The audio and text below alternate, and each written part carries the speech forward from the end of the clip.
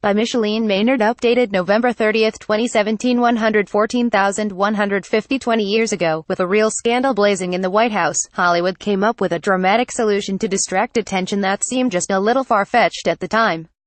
A fictional White House advisor and a fictional spin doctor concocted a plan to broadcast a fictional war. Patriotic fever sweeps America. The president's problems are forgotten, and he wins re-election. All because of what we would now call fake news. That was the plot of the 1997 Wag the Dog, starring Robert De Niro and Dustin Hoffman. It was wildly entertaining, and unsettling to think it might be possible. But in those days before the web was widespread, and editing video was a cumbersome task, it was easy to ask, who would ever believe it? Fast forward 2 decades and a similar scenario has just played out in Washington, amid the all-too-real UAL harassment scandals that are sweeping the United States. Project Veritas, an organization that targets the main media and left-leaning groups, set up a clunky undercover effort to trick the Washington Post into reporting fake news. In this case, the group allegedly hired a woman to claim that she had become pregnant as a teenager by Roy Moore, the Republican candidate for U.S. Senate in Alabama who has been accused of UAL harassment. During 2 weeks of interviews, the woman insisted to the Post that she had a UAL relationship with Moore that led to an abortion when she was 15. As the Post recounted, she also tried to get the reporters investigating her story to share opinions about what might happen to Mr. Moore's candidacy if she went public with her story. To the good fortune of its readers, the Post reporters paid attention to an old adage in American journalism: if your mother says she loves you, check it out. They shadowed the woman and spotted her walking into Project Veritas' New York offices. The Post then confronted James O'Keefe, founder of the project, who declined to answer questions about the alleged sting. To quote another old saying in journalism, the whole situation simply didn't pass the smell test. But the lengths to which Project Veritas went to try to trick the Washington Post show that there's a war going on out there, not a fabricated one, as in Wag the Dog, but a real one to try to sully journalists' reputations.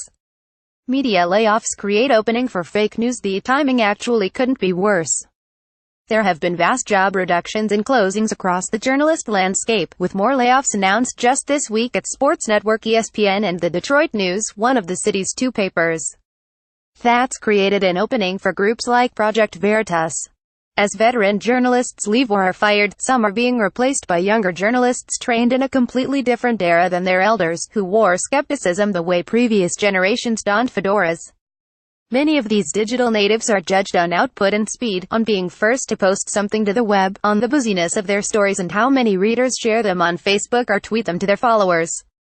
While there are many talented newer reporters who are careful at their craft, some who are under the pressure to perform might conceivably had believed the woman from Project Veritas, and published or broadcast her account without digging deeper. Across journalism, there was a tendency this week to congratulate the Post on its caution. But I am also petrified that many journalists are just sitting ducks, and that we are this close to a mishap. Trump attacks NYT, uses Fox's propaganda arm. President Donald Trump is feeding into this with his constant accusations of fake news. He has attacked numerous news organizations, from CNN to NBC and the New York Times, while praising Fox News, seemingly his propaganda arm.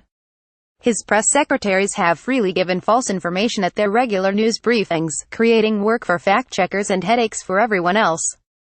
It's exhausting, and it's also the way that things simply are now. Journalists can't just complain that someone like Project Veritas is out to trick us. We have to be extra vigilant about the way we do our jobs, and make sure that the public is on our side. Wesley Lowery, a reporter at the Post, summed it up on Twitter, suggesting the problem partly lay with media professionals' misguided assumptions about how audiences viewed them. Reporters often think that readers and viewers know more than they do about us. Journalists have been depicted on screen in a variety of ways, most recently in the Academy Award-winning film Spotlight.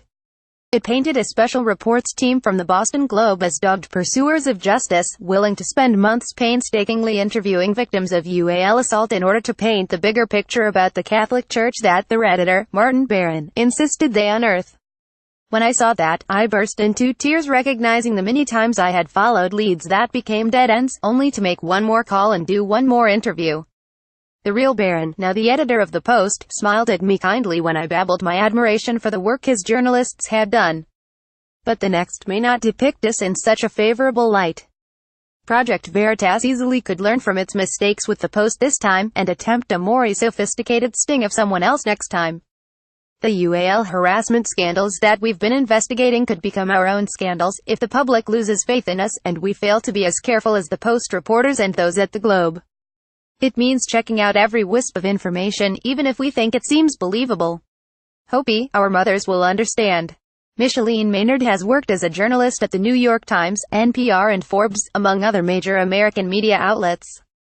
Topics: media, social media, print media. Donald Trump, films, United States first posted November 30, 2017 103,336.